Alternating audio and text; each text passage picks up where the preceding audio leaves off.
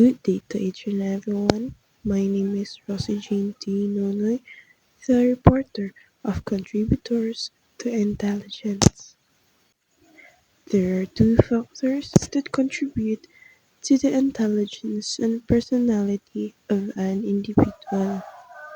The two factors are heredity and environment.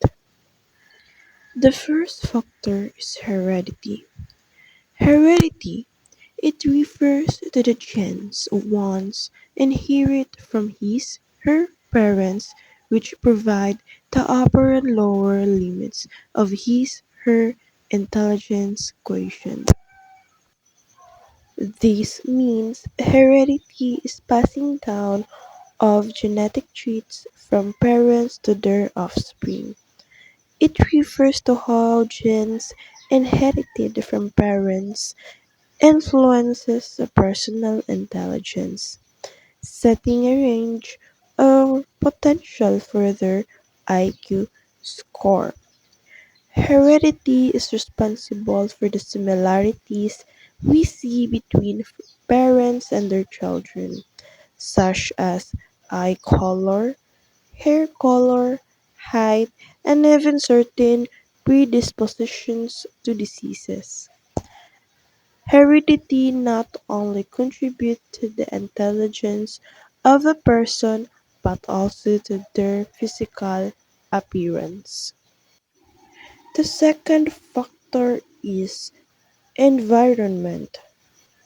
Environment it involves the experiences and the psychological and physical exposure of the individual to the various influences around him/her.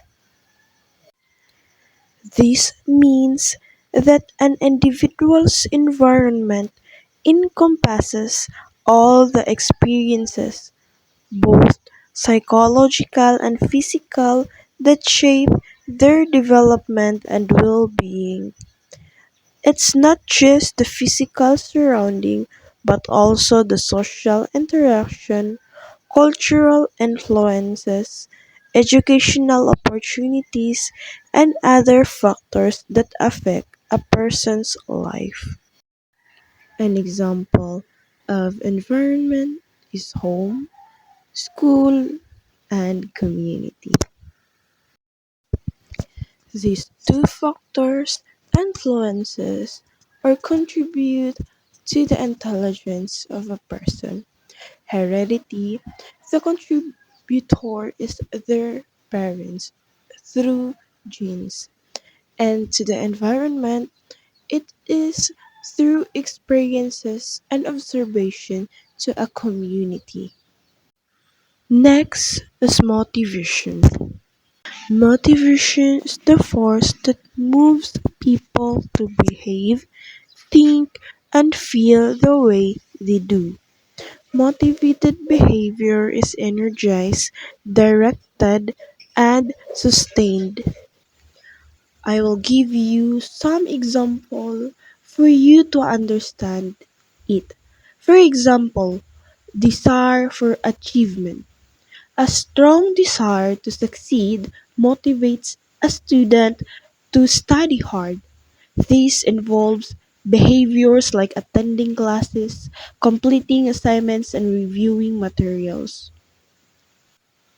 Motivation is also a significant influence in the personality development of a person. There are theories that seeks to explain the level of motivations to individuals. These are evolutionary theory.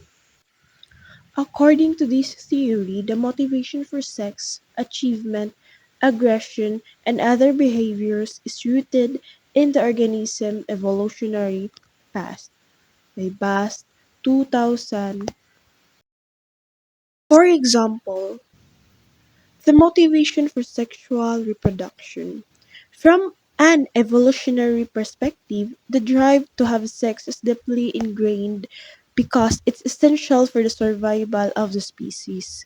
Individuals with a strong drive to reduce are more likely to pass on their genes, making this drive a heritable trait that has been selected for over generations. Other examples include the motivation for aggression, which is protecting resources or territory and achieving. Example is improving social status. Next is drive reduction theory. This theory explains that organisms are driven by physiological needs, and needs energize one's drive to eliminate or reduce the deprivation. For example, imagine you're very thirsty. This creates a drive to drink water. The thirst motivates you to find water and drink water. Once you drink, the thirst is reduced and the drive is satisfied. Another example is feeling hungry creates drive to eat, and eating reduces the hunger drive. The next one is optimum arousal theory. The Yerkes-Dodson law states that performance is at its highest under conditions of moderate arousal rather than high or low arousal. With a low arousal, one might be too lazy or unwilling to perform the task. With a high arousal, one might not be able to concentrate or perform tasks. For example, considering a student taking an exam. If a student is completely relaxed and unmotivated, or she or he had a low arousal, they might not perform well. On the other hand, if a student is extremely anxious and stressed, or he or she had a high arousal, therefore performance might also suffer due to excessive nervousness. The optimal level of arousal would be a state of calm, focus, and alertness, allowing for effective problem solving and recall of information. The personal characteristics of an individual may also influence level of motivation. Some individuals seek stimulation in their lives and enjoying the thrill of engaging in risky behaviors. Sensation seeking is the motivation to experience complex and intense feelings. The characteristic of high sensation seekers more than low sensation seekers includes the following. Okay, number one is to engage or motivated to engage in sport like mountain climbing, parachuting, and others. Attracted to vocations or occupation involving exciting experience like firefighting, emergency room, and others. Number three is drink heavily, smoke, and others. Number four, having a short-term hedonistic attitude towards intimate relationships. Next is cognitive approach. The contemporary view of motivation emphasizes the cognitive factors determine motivation level.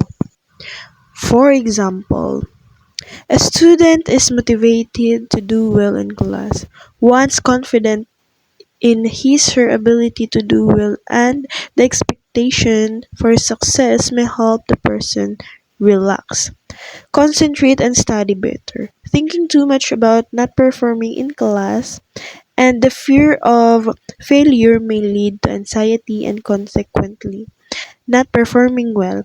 One's conscious effort and ability to control his her behavior, like setting a study plan or abiling going to parties, will improve performance as well as the ability to use the information processing ability of attention, memory, and problem solving.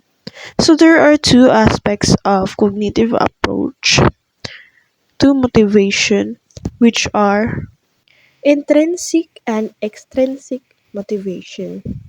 So, in intrinsic motivation, it refers to internal factors like self determination, curiosity, challenge, and effort. However, Extrinsic motivation involves outside factors such as rewards and punishment. So, for example, in intrinsic motivation, so it is the motivation of oneself. He or she did that because he want. For example, she or he is a student. He did that because he want a high grade. However, in extrinsic motivation, he do that or he made that because she or he is avoiding punishment. And that would be all. Thank you.